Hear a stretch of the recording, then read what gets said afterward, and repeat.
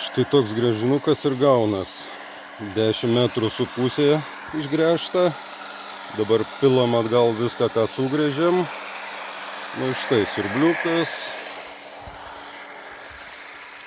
Vanduo bėga štai taip. Per 32 mm šlangą. Čia apie 2 tonas. Tokie va adatiniai ir gręžinukai.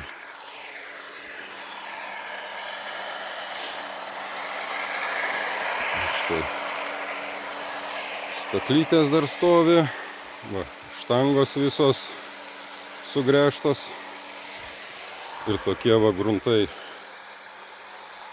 Biški smėliuko viršui, molis šlynas ir paskui nuo 8 metro smėliukas ir vėl molis atsiremiam.